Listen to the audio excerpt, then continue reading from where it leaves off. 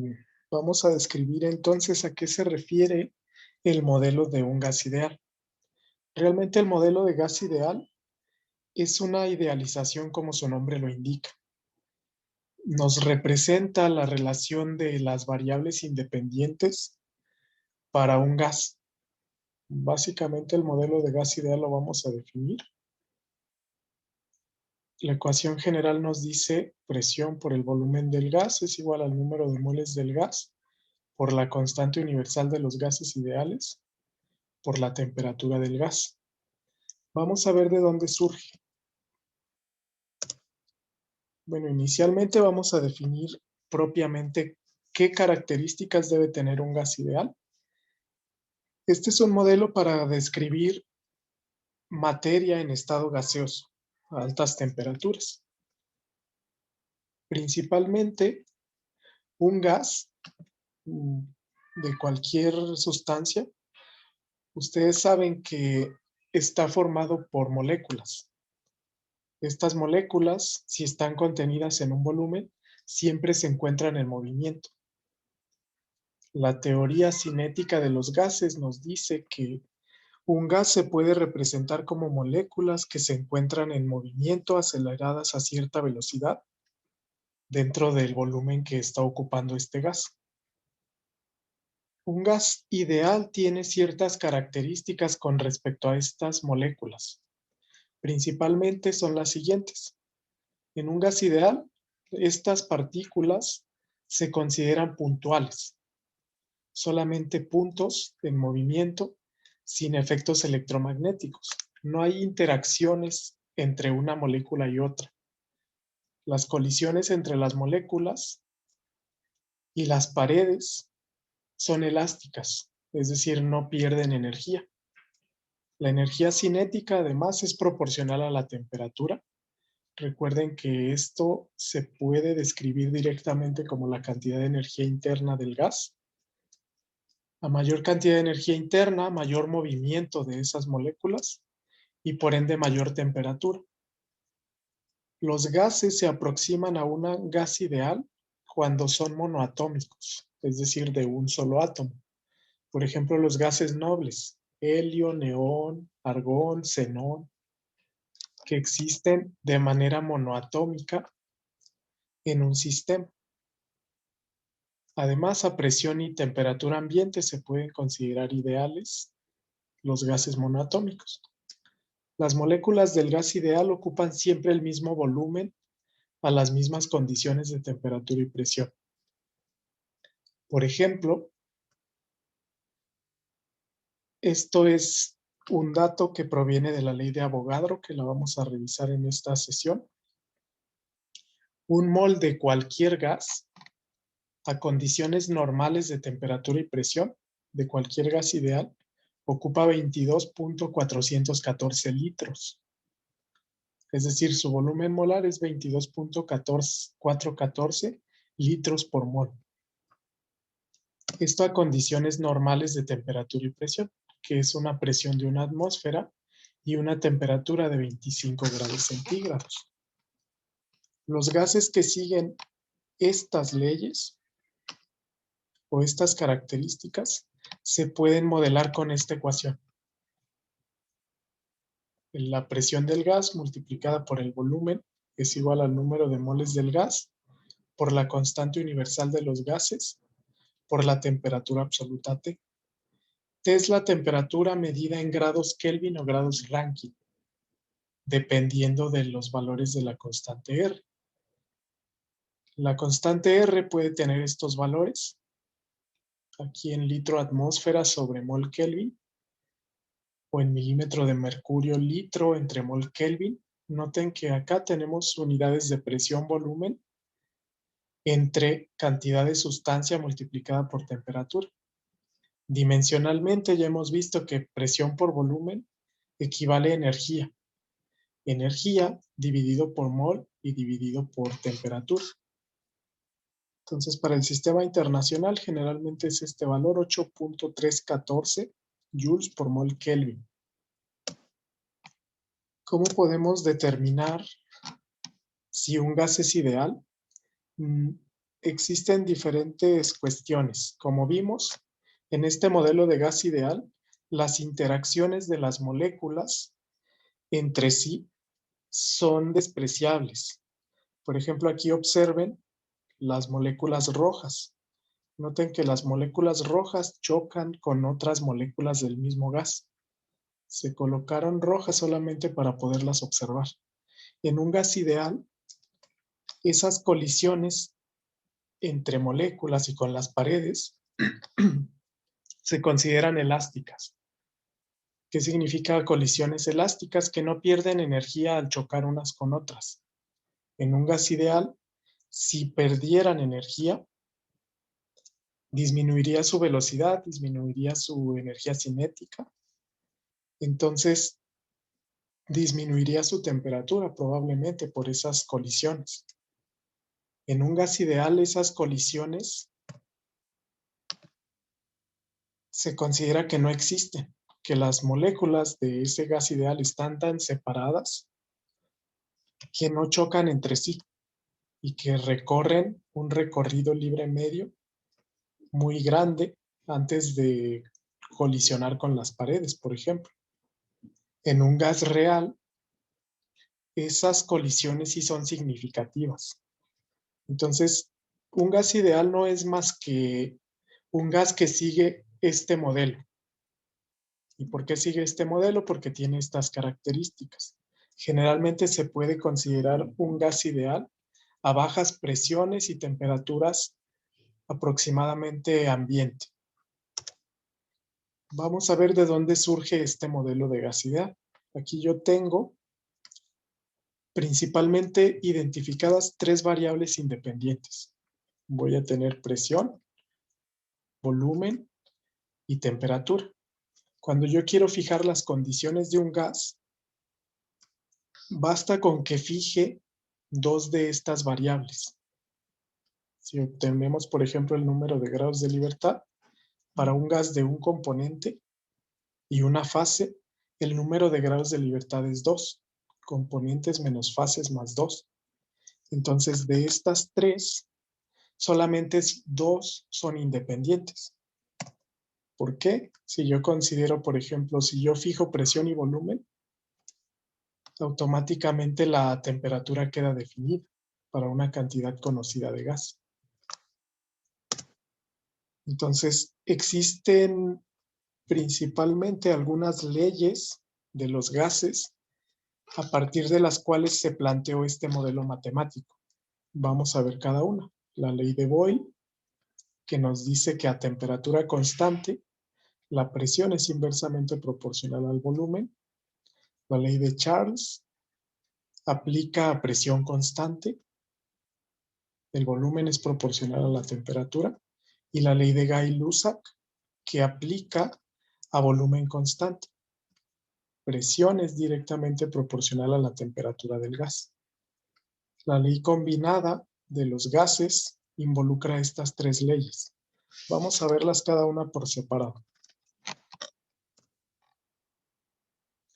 Bueno, inicialmente la ley de Boyle nos dice que si yo tengo un gas a temperatura constante, el volumen que ocupa esa masa de un gas es inversamente proporcional a la presión.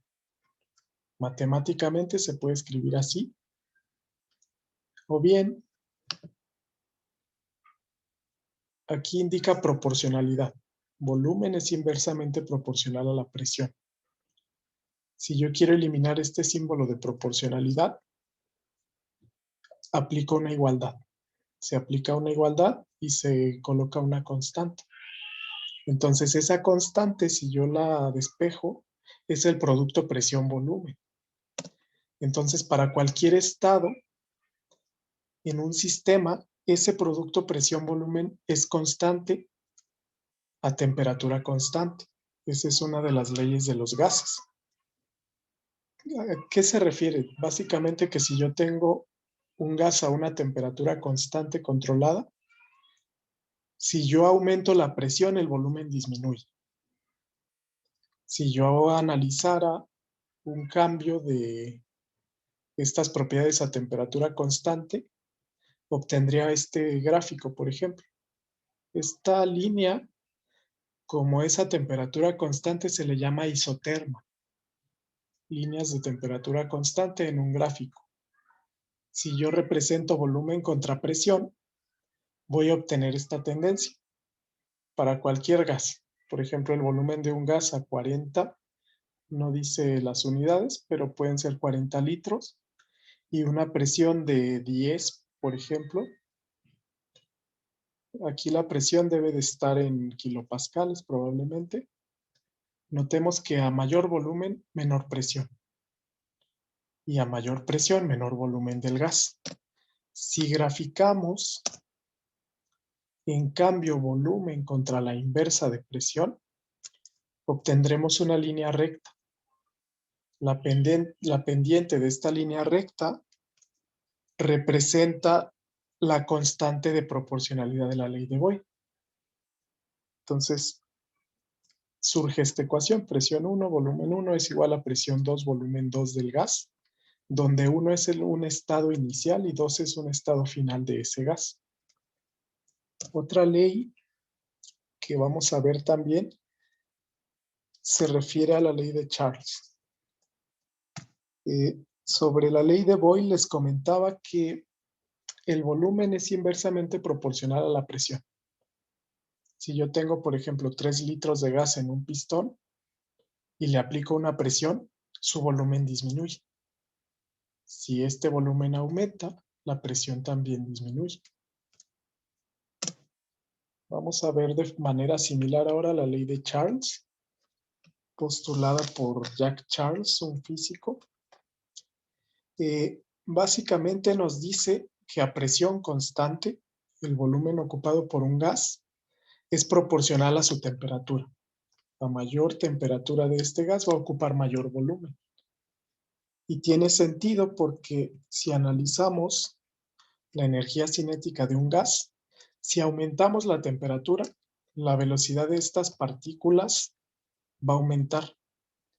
Entonces, el volumen también debería de aumentar. Vence la presión que tenemos en las paredes, quizás si fuese un pistón, y su volumen aumenta. Eso indica la ley de Charles. El volumen es proporcional a la temperatura. O bien, volumen es igual a una constante por la temperatura. Si nosotros despejamos la constante, nos dice que el cociente volumen entre temperatura es siempre constante para cualquier estado. Entonces aquí sí tenemos, por ejemplo, representado el volumen de un gas contra temperatura. Esto es una línea recta. Esta línea que se presenta a presión constante se llaman líneas isócoras. Lo voy a escribir. Iso significa igual.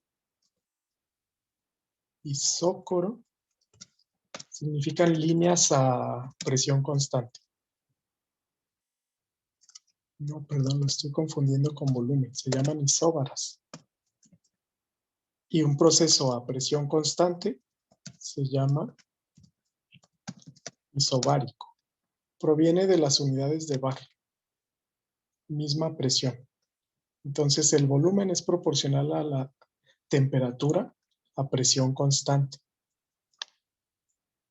Vamos a ver ahora el caso de la ley de Avogadro. Otra ley que involucra gases ideales